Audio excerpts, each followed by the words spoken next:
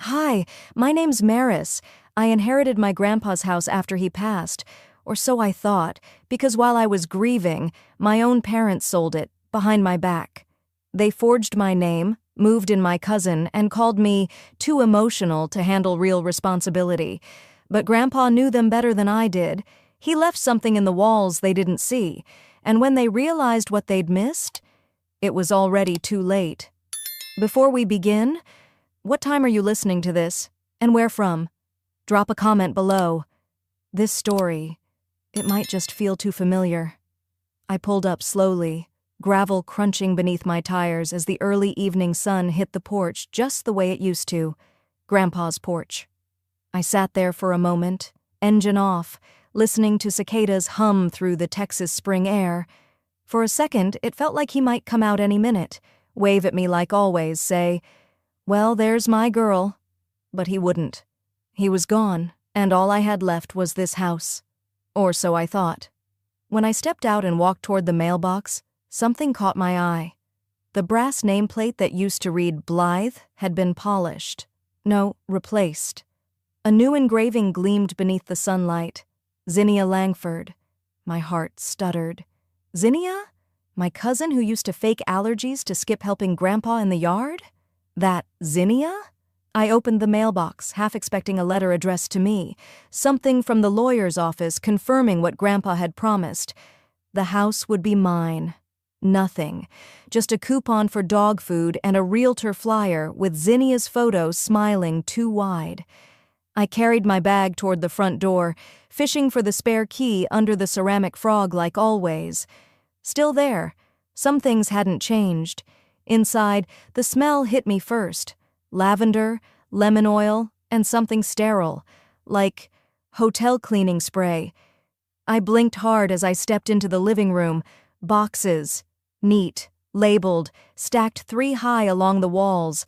Living room decor, ZDL books, Grandpa Misk, donate. I turned slowly. The grandfather clock still ticked, but the warmth in the room was gone. A hollow version of itself. My eyes fell on one box marked, Maris Childhood Room Sort Later.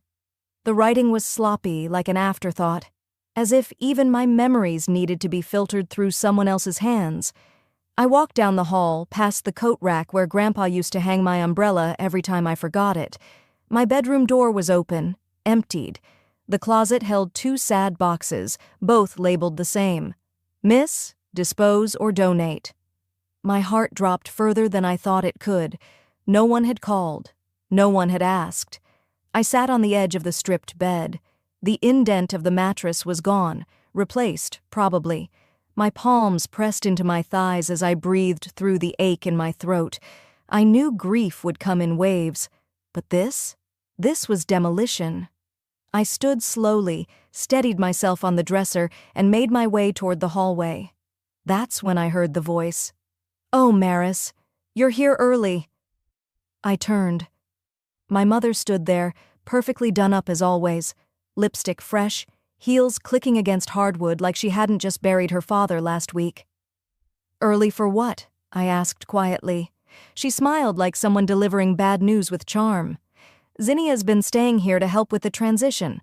We're getting things ready to list." "List what?" "The house, sweetheart.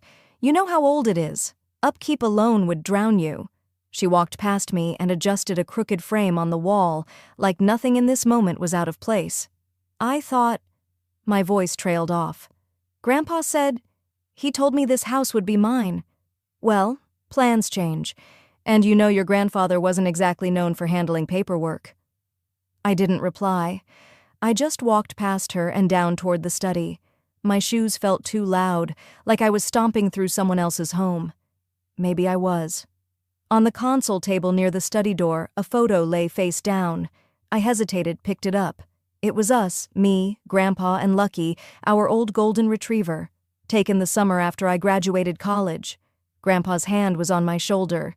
His smile crinkled the corners of his eyes the way it always did when he said, "This house has good bones, just like you." I turned the frame over again, slowly, and set it upright. No words, no tears, just breath. The study was darker than I remembered. The curtains had been changed, Zinnia's style probably, something trendy and beige. I moved toward Grandpa's desk. It still smelled faintly of cedar and ink. I opened drawers one by one, careful not to disturb the arrangement. Nothing unusual, until the last drawer on the right. It was locked. I stared at it for a while, tracing the edges with my fingers. Beneath the lock, just faint enough to miss unless you knew to look, were carved letters. M.A.B., my initials. No one else's. "You promised," I whispered, palm resting flat on the wood. "You said this would be mine." The light outside had shifted to a dull orange now. I didn't move. I just stood there, hand still on the drawer, trying to remember the last thing he said to me, and wondering who else had the key. I didn't even realize how long I'd been standing there until the front door creaked again. Voices filtered in, heels clicking, the rustle of paper bags, someone laughing lightly. I slipped the envelope into my pocket and stepped back into the hallway, steadying myself. The living room, just an hour ago cloaked in silence, was now buzzing. Zinnia, in some kind of designer leisure wear, was perched on the arm of the couch like it was her throne. My father, Griffin, leaned against the fireplace, arms crossed, that usual weary kindness on his face, always the buffer in tense moments.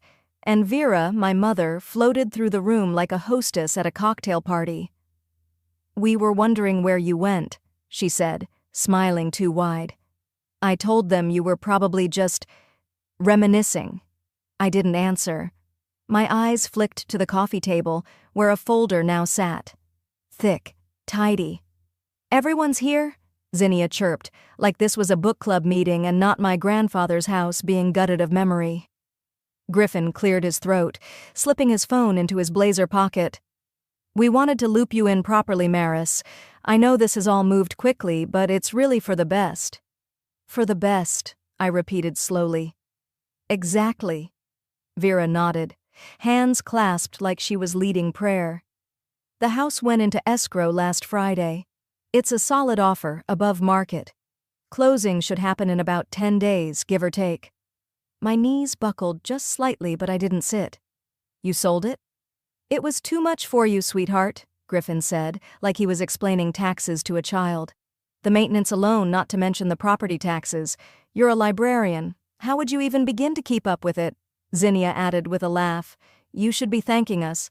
I mean, no stress, no mortgage, no roof leaks. You dodged a bullet, cousin." I felt the air in the room shift. They weren't trying to spare me. They weren't being careless. This was planned. Vera picked up the folder, walked over, and handed it to me. "This is just acknowledgement paperwork. The buyer will come by tomorrow for a final walkthrough." I opened it with slow fingers. It was all there. Escrow details, closing date, signatures. My name wasn't one of them. "I didn't sign anything," I said. "I didn't even know there was a sale." "You didn't need to," Griffin said gently. "The property was in the family trust. That gives us executive control. Grandpa told me he left the house to me, that it would be in my name." My mother gave me a look I knew too well, somewhere between pity and exasperation. "Well, dear, verbal promises don't hold up in probate. You know that." I swallowed hard, still standing, the folder heavy in my hands. "And none of you thought to mention any of this? Before you packed up my childhood and slapped someone else's name on the mailbox?" Silence. Zinnia twirled her bracelet. "We didn't think you'd take it so personally. It's just a house." "No," I said quietly. "It wasn't. It was a promise." No one answered. Griffin shifted, Vera sat, and Zinnia smirked at something on her phone. I left the room. The late afternoon sun had settled lower in the sky. I pushed open the back patio door, stepping out into the warm air. Grandpa had planted honeysuckle along the fence line, years ago. It still bloomed, wild and soft. I stood there, letting the heat soak into my skin, wondering how many decisions had been made about my life while I was still wiping my eyes at the funeral. Inside, laughter broke out. Someone said something about dinner plans. It didn't fit. None of it did. Later, after they'd all left, Zinnia with a "see you tomorrow," like we were co-workers, I collapsed into the kitchen chair and checked my phone. I shouldn't have. A post from Zinnia, a carefully curated shot of Grandpa's porch with the caption, "Some people care more about property than peace. Grandpa deserved better than drama." And the comments, "Let the dead rest. Can't believe Maris is fighting over a house. Disgusting." There's always one. My thumb hovered over the screen, numb. They were rewriting the story before it even began, painting me greedy, selfish, ungrateful. And it was working. I stood, moving without thinking, straight to the study. The screwdriver was still in the junk drawer. I pried open the lock. Wood splintered, something inside me with it. A single envelope. My name, written in Grandpa's hand. I held it, unopened. My voice cracked. What have they done? Back at my apartment, I shut the door behind me with a quiet thud and leaned against it, still gripping the envelope. I hadn't even taken my shoes off. My purse slid off my shoulder and hit the floor with a soft thump, but I didn't move. The silence was thick. No hum of conversation, no clinking of glasses. Just me. And the envelope. I walked to the kitchen table and sat down slowly, like every inch of my body was suddenly made of stone. I stared at my name on the front in Grandpa's handwriting, steady, slanted, unmistakably his. I opened it. Inside were two things, a folded copy of his original will and a yellowed sheet of notepaper. My heart picked up pace. His handwriting again. If they sold the house, check the signature, and check the date. You weren't in town. I read it 3 times. My hands trembled as I laid the will aside and dug into the folder Vera had given me earlier. I pulled out the copy of the sale agreement. There it was, my signature, perfectly forged, right down to the slight slant in the M and the little loop at the end of the S. I hadn't signed anything. Not for the house, not for a sale, not for a single damn thing. My mind raced as I got up and pulled my laptop from the side table. I opened my inbox, hands moving on instinct now. Search. Seattle. The librarian conference. I found the flight confirmation. Departure, May 11th. Return, May 16th. I opened my digital calendar next. 4 days packed with workshops, keynote speakers, hotel bookings, and networking breakfasts.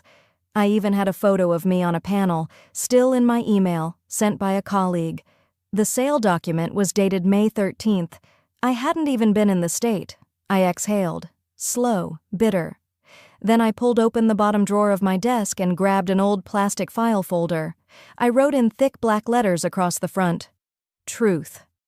I dropped in the will, the flight confirmation, and a printed copy of the forged sale page. I sat back and stared at the folder. They hadn't just taken the house. They'd erased me from the story and signed my name like I was already gone. At midnight, I picked up my phone and called Linda, one of my fellow librarians who'd organized the Seattle panel. She answered groggily. "Maris, everything okay?" "I'm so sorry to call this late," I said quickly. "Can I ask a huge favor?" There was a pause, then, "Of course." "Could you send me a letter? Just something confirming I was there the week of May 11th through 16, specifically that I spoke at the symposium on the 13th. Her voice perked up. "Yeah, definitely. I remember that day. You killed it up there." "Thanks," I said, my voice tighter than I wanted. "I really appreciate it." After we hung up, I plugged in my phone, walked into the bathroom, splashed cold water on my face, and then remembered the old family iPad. Vera had synced all her devices once when I helped her recover a password. Her texts and cloud photos had backed up across devices. I hadn't thought about it since. Until now. I grabbed the tablet from the shelf in my hallway. It hadn't been used in months, but it still powered on. I tapped open the Messages app and started scrolling. And then I found it. A screenshot Griffin had sent to someone named Edward. His name matched the buyer documents. "We've got her okay. Don't worry. She won't contest. She's passive." My chest tightened. Further down, another from Vera to Griffin. "She's always been a silent one. That's why she's perfect. Perfect. Perfect to disappear. Perfect to ignore. Perfect to walk over." My jaw clenched. My fingers pressed hard into the screen as I took screenshots of both texts, emailed them to myself, and saved them to a USB drive I kept in my drawer. I labeled it the same as the folder, Truth. I held it tightly between my fingers. They didn't just lie, they counted on me to stay quiet, to be soft, to nod politely, blend into the background, and thank them for it. But they forgot something. I stood and looked around my apartment. Quiet, yes, but not weak. I picked up Grandpa's will. I slipped it into my bag. Then I grabbed my keys. You picked the wrong silent one. I didn't sleep. I sat in my car for a while after leaving the apartment, the USB still in my pocket, Grandpa's will lying on the passenger seat like a silent witness. The sun was just beginning to lighten the horizon when I pulled away from the curb and headed into downtown. By the time I parked in front of Skylar Martinez's office, the city had woken up. People walked by with coffee cups and laptops, oblivious to the world shifting beneath my feet. Her firm sat in a modest beige building with a brass plaque by the door, Martinez and Wyatt, Estate and Family Law. I walked in, the documents in hand, and told the receptionist I had no appointment, but it was urgent. A few minutes later, Skylar herself stepped into the lobby. Mid-40s, composed, with a kind of calm you couldn't fake. Her dark hair was pinned up, and her charcoal suit looked like it belonged on someone who didn't lose arguments. "You're Maris?" she asked, extending a hand. "Let's talk." Her office smelled faintly of lemon oil and old paper. I sat down across from her, opened my folder labeled Truth, and slid everything across the desk. The will, the fake sale contract, the flight confirmation, the screenshots of texts. She didn't say much at first. Just read. She held the will in both hands, eyes narrowing slightly as she scanned. Then, she smiled. Slowly. "Your grandfather," she said, tapping a line with her finger, "was very careful." She turned the document toward me and pointed. "There's a clause right here that overrides the trust, says explicitly, 'The house may not be sold under any trust, delegation, or power of attorney unless Maris Blythe signs in person and in presence of 2 witnesses.'" I blinked.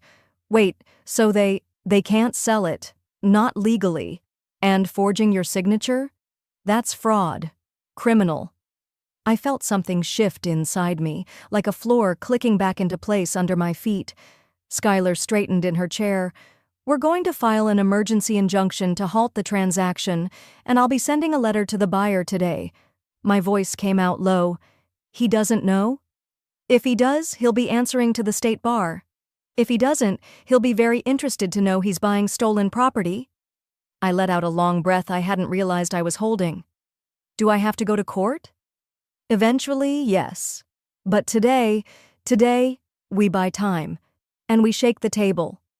Skylar stood, went to her printer, and began preparing documents with a calm precision that made me believe, for the first time, I could win this. That evening, after leaving her office, I drove by Grandpa's house. No one was there. The porch light was off, the blinds drawn. I sat in my car for a few minutes, then stepped out, my shoes crunching against the gravel. I walked up the steps, the wood creaking beneath me, and unlocked the door with the spare key still hidden in the flower pot. Inside, it smelled like dust and old citrus cleaner, like childhood and endings. I walked to the hallway where the framed photo of Grandpa, me, and Lucky still sat. Only this time, I noticed the back was thicker than I remembered. I turned it over. 4 tiny screws held the frame backing in place. In the kitchen drawer, I found the little screwdriver Grandpa always kept near the junk tray. I returned to the frame, unscrewed the back, and there it was, taped neatly inside, a small, tarnished brass key. It was warm in my palm, like it had been waiting. I turned around, scanning the room. The fireplace stood quietly in the corner. I stepped closer. The floor near it was a patchwork of old wood, smooth from years of barefoot steps. Then I saw it. One board, near the hearth, had a small heart etched into the grain. A heart no one else would have noticed. I knelt down, the key in my hand. The floorboard gave way with a soft creak as I pried it open, breath caught in my chest, like I was disturbing a secret that had waited patiently in the dark. The heart-shaped notch hadn't been just decoration, it was direction, a sign meant for me. Inside was a fireproof lockbox no bigger than a shoebox, its corners worn smooth. I pulled it out with trembling hands and sat back against the wall, the early morning light beginning to slip through the kitchen curtains. My fingers traced the edge of the brass clasp before sliding the key in. The lock turned with a click that echoed louder than it should have. Inside, tucked neatly between layers of old flannel cloth, was a USB drive, a letter with my name written in my grandfather's bold, slanted hand, and an envelope labeled simply, Ellis. My eyes flicked back to the letter. If they try to erase you, go to Ellis. I didn't know whether to laugh or cry, maybe both. Grandpa had always said Ellis Granger remembered things the rest of the neighborhood forgot: birthdays, garage codes, what year the willow tree out back finally stopped blooming. I slipped the drive and letter into my purse and held the Ellis envelope in my lap for a moment before tucking it inside too. By 9 that morning, I was on Ellis's front porch 2 blocks over, hesitating before knocking. The place looked smaller than I remembered, but maybe everything had. Paint peeled from the railing, but the wind chime made of spoons still jingled in the breeze. I used to think it sounded like old laughter. The door opened before I even knocked. Maris Blythe, Ellis said with a crack in his voice. I wondered when you'd come. He looked thinner, his shoulders bent inward, but his eyes were still sharp. He gestured me inside with a warmth I hadn't felt in days. I've got something for you, he said, shuffling toward the kitchen table. Your grandfather gave it to me last fall, said not to hand it over unless you asked. He placed a flash drive next to a cassette tape already set on the table, and beside it, an old photo I hadn't seen in years. It was the 3 of us, me, Grandpa, and Lucky, under the old willow tree in the backyard. I must have been around 7, missing a front tooth and beaming like I'd just won a trophy. On the back, in Grandpa's handwriting, she remembers what matters. I sat down slowly, overcome. Why'd he give you all this? Ellis rested his palm over the cassette. Because he didn't trust them. And he said you were the only one who'd fight for what the house meant, not just what it's worth. He opened a small cassette-to-digital converter and hit play. Grandpa's voice filled the room. They'll tear it apart, Ellis, piece by piece. If I don't lock it down... Ellis's voice responded, slightly muffled. You've written the will. It's not about paperwork, it's about intention. Maris understands that. She always did. I stared down at my hands. She won't fight for herself, Grandpa's voice went on, but she'll fight for the meaning. That's why she's the keeper of the flame. A knot rose in my throat. I pressed my fingers against my lips to keep from sobbing outright. My silence all these years, every time I'd let things slide, walked away instead of standing up, hadn't been weakness to him. He saw me, not loud but steady, not flashy but anchored. Why didn't he tell me all this? I whispered. Ellis just smiled gently. He did. You just needed to hear it now. I stayed a little while longer. He made tea. We talked about Grandpa's laugh, his ridiculous pancakes, the summer we almost burned down the garage trying to build a treehouse. For the first time in days, my chest felt less like a cage and more like a lantern with something still burning inside. On my way out, Ellis pressed the Polaroid into my hand. Take it, he said. Your fight's not over, but now you've got a little more fire.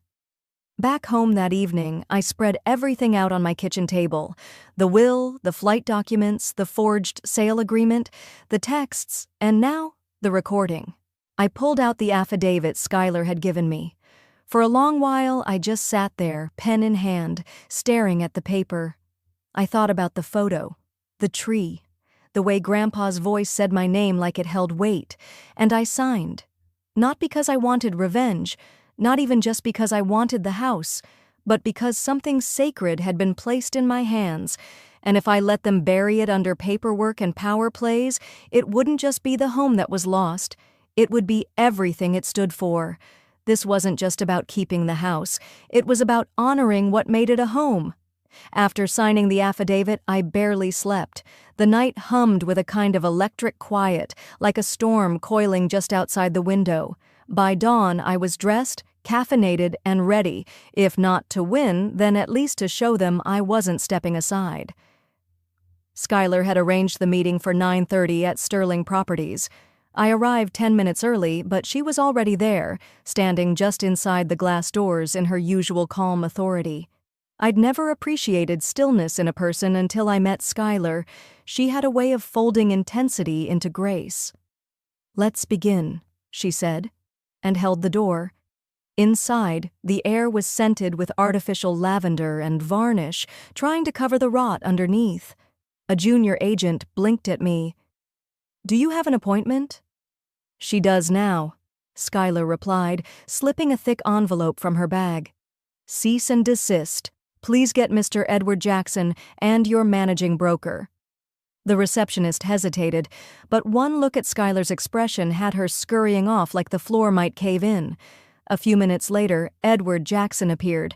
Late 40s, expensive haircut. Confidence cracked just slightly when he saw the legal packet in Skylar's hand. "Skylar Martinez," he said. "You're representing—" "Maris Blythe," she said. "The rightful heir to the property your firm tried to purchase with fraudulent authorization." He raised an eyebrow. "Her mother was acting as the family's point of contact. We were told—" "You were told lies," Skylar interrupted evenly. "This," she tapped the affidavit, "is a sworn statement with evidence confirming my client was not in the state at the time of the alleged signature. And this," she held up a printed copy of the sale agreement, "contains a forged signature." Edward looked at me. His tone shifted slightly, a little patronizing, a little guilty. "Your mother said you were emotional. I should have known better than to take her word as gospel." I said nothing. Sometimes silence lets the shame echo louder. He rubbed the back of his neck. "I'm withdrawing my offer immediately, and I'll be speaking with legal regarding damages to my firm's reputation." Skylar nodded. "I suggest you do, and you may also want to notify your title company that they nearly became part of a felony." Now, by the time we stepped back outside, word had already traveled. Zinnia's name was on the outgoing text of the front desk agent's phone. I recognized the screen. Funny how fast gossip moves when people smell liability. Skylar offered a small, satisfied smile. That was the easy part. I returned to Grandpa's house that afternoon. The driveway was full, again. Vera's car parked diagonally like she owned the sidewalk. Zinnia's Range Rover, its back hatch open. Cardboard boxes were stacked in the living room. Again. Inside, I found them cataloging, as Vera called it. She wore gloves, pearlescent white, and held one of Grandpa's wooden pipe cases like she was reviewing antiques for auction. "We're just documenting what needs to be relocated," she said, not even glancing up. "You mean stolen?" I snapped. Zinnia gave a small, breathy laugh. "That's rich coming from you. Suddenly you care about these dusty old things?" I stepped closer. "They're not things. They're stories, and you're not touching another one." "Maris," Vera sighed, lowering the pipe box, "you've made your point, but your grandfather belonged to all of us, and you're making this divisive." I narrowed my eyes. "No, Mom. You did that when you signed my name on a legal document and called it convenient." Her jaw tensed, but I was already turning. That's when I saw it. One of Grandpa's paintings, leaning against the wall near the door. A landscape of the Colorado mountains we'd once hiked together when I was 15. But something was wrong. The colors were off. Too vibrant. Too fresh. I knelt beside it. Zinnia scoffed. "Please don't start playing curator." I ran my finger along the edge of the canvas. It didn't feel right. Not stretched linen. A synthetic blend. I called Skylar. "I need a favor. Bring someone who knows art." Within the hour, she arrived with a local appraiser, Ms. Levin, a retired museum registrar. She examined the piece without comment for several minutes before speaking. "This is a reproduction," she said. "A good one, but not the original." Vera's tone was sharp. "That's impossible. That painting's been in the family for years." Skylar raised an eyebrow. And yet here we are. I felt something knot inside me. This wasn't about the house anymore. It never had been. They weren't just selling the property. They were laundering what was inside it, replacing originals, gutting memories, converting Grandpa's life into liquidable assets, and calling it closure. I moved through the hall and stopped beneath the attic hatch. I hadn't been up there since high school, but something told me, if they'd hidden one thing, they'd hidden more. I reached up, pulled the rope ladder down, heart pounding, dust swirling. The ladder creaked as I climbed, the air growing mustier with each rung. Light from the hallway barely reached into the attic, but I didn't need much to see the shape pressed behind the chimney wall, something metallic, square, and waiting. I crawled over the beams until I reached it, a small, brushed steel safe tucked behind a loose wooden panel. No keyhole, just a keypad. I stared at it for a long moment, dust clinging to my palms. Birthdays? I tried Grandpa's. Invalid. Mine? Also wrong. Then it came to me, one afternoon years ago, helping him set up an email account. "Let's keep it simple," he'd said, chuckling. "How about Lucky's adoption date?" I typed it in. 0417. Click. The latch gave. The lid opened slowly with a soft groan. Inside was a bundle of aged documents and a flash drive wrapped in wax paper. I lifted out a stack of ownership certificates, each stamped with verified appraisals. These weren't just dusty heirlooms, they were historically significant, pieces I'd seen on Grandpa's study walls my whole life, now backed by authentication. Letters from his insurance provider confirmed the valuations. My stomach turned. They'd been planning to swap them for worthless copies and pocket the cash. Tucked at the bottom, a handwritten note in Grandpa's familiar looping scrawl. "If they get desperate, they'll trade history for cash. Don't let them." These pieces were collected with meaning, not money. You're the only one who saw that. I sat there in the attic for several minutes, knees tucked in, holding that note like a lifeline. Downstairs, my phone buzzed. It was Skylar. "She filed a counterclaim," she said calmly. "Your mother is alleging mental instability, falsified documentation, and undue influence." I closed my eyes. The playbook of the guilty: turn the story around, make the victim look unbalanced. "She's requesting a freeze on all proceedings," Skylar continued, "but don't panic. We expected retaliation." I exhaled slowly. "Let her throw the book. I've got the truth." After putting everything back in the safe, I carefully sealed it again.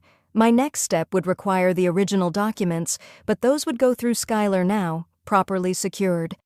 That afternoon, as the sun cast long lines across the backyard, I went to sit by the willow.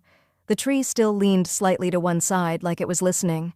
Zinnia found me there, barefoot in her designer jumpsuit, like she thought this was some kind of lifestyle shoot.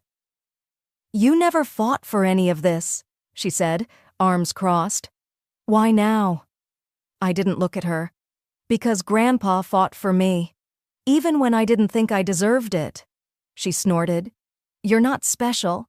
You just happened to be first in line this time." I finally turned toward her. "I'm the only one who read the fine print." Zinnia's mouth twitched. She turned to go but hesitated. "You think this ends with the house?" "It doesn't." "I know," I said. "That's why I'm still here." Evening came. I was standing in the dining room, sorting through the legal folders again, when I heard the engine. I moved to the front window. A moving van sat at the curb, engine idling. Behind it, Vera stepped out of a black SUV. She wasn't alone. 2 men in dark suits walked beside her, each holding briefcases. They weren't here to talk. I felt my breath catch as I backed away from the window, my voice low, steady, but bracing. "They're making their final move." I backed away from the window slowly, the men in dark suits still making their way up the path. For a moment I thought about running upstairs, slamming the door, locking myself away like I used to when I was 12 and didn't know how to fight back. But I wasn't 12 anymore.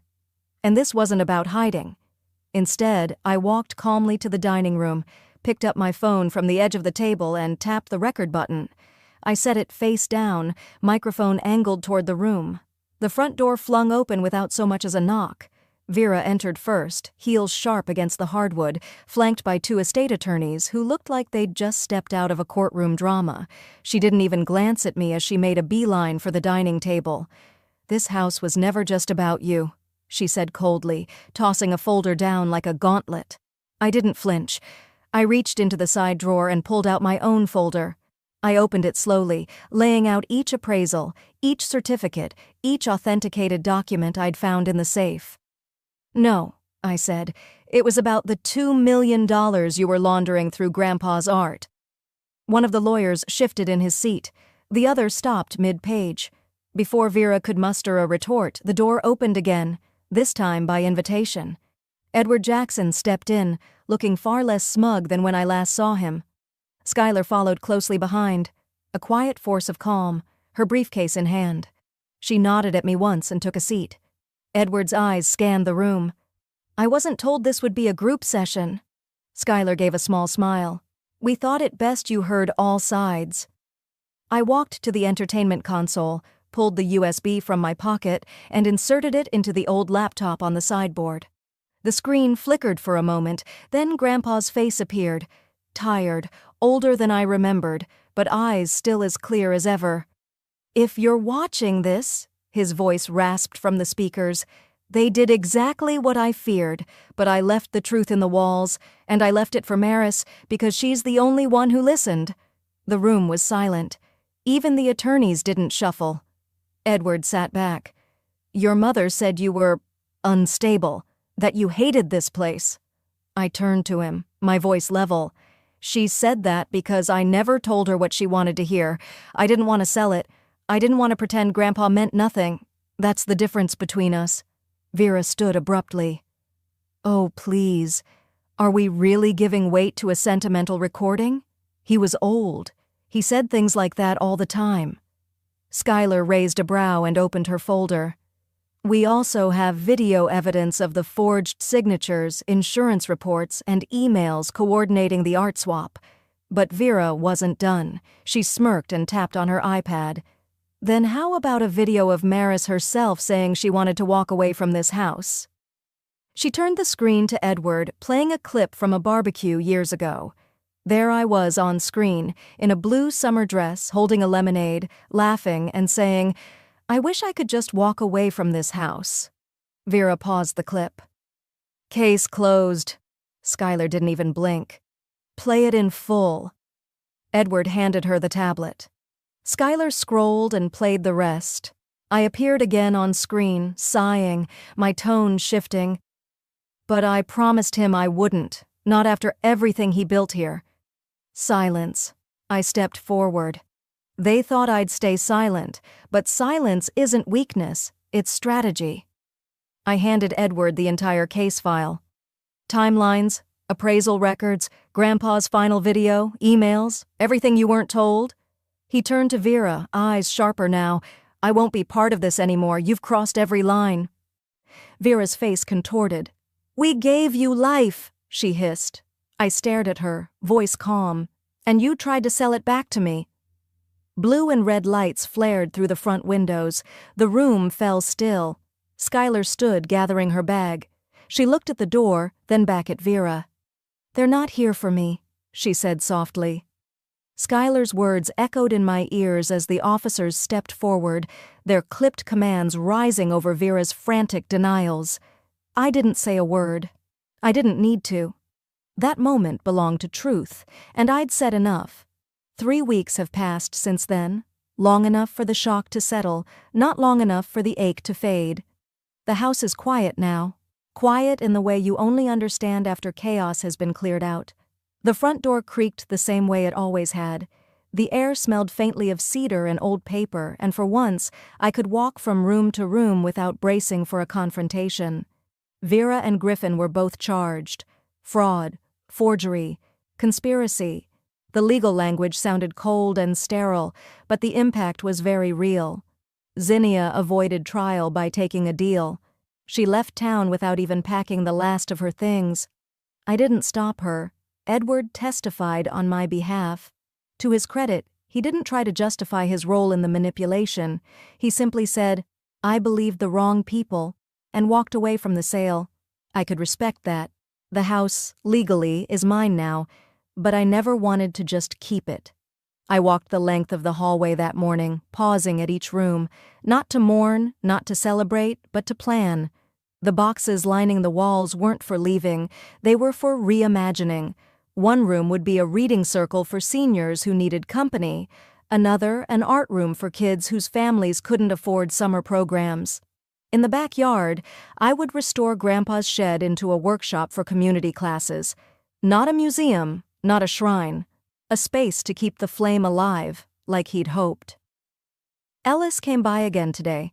He shuffled a little slower than last time, but his eyes lit up as soon as he saw the photo in the hallway, the one I'd hung beneath the stained glass window Grandpa loved. It was the Polaroid. Grandpa, me, and Lucky under the old willow, all of us beaming like fools. Ellis placed a small plaque below the frame. "She remembers what matters." I didn't trust my voice to thank him. I just nodded, and he squeezed my hand like he knew. Later that afternoon, I returned to Grandpa's study, the one room I hadn't touched yet. It was still mostly as he'd left it, books stacked in odd towers, a pipe resting on the windowsill. The smell of ink and pine still clung to the air. I opened the last drawer I hadn't checked. Tucked inside, wrapped in a faded cloth napkin, was a leather-bound notebook. The final entry was dated just 3 days before he passed. "Redemption is heavier than revenge, and more lasting. You remembered, Maris. You kept the house alive." I closed the book and held it to my chest. Outside, golden light filtered through the branches. The house groaned quietly in its bones, the same sounds I'd grown up hearing when the nights got cold or the rain came hard. I sank into the old sofa by the window, the one he used to nap on with Lucky curled at his feet. My body finally let go of the tension I'd carried for months, maybe years. They tried to erase me from the story, but the house remembered. And now, so will everyone else.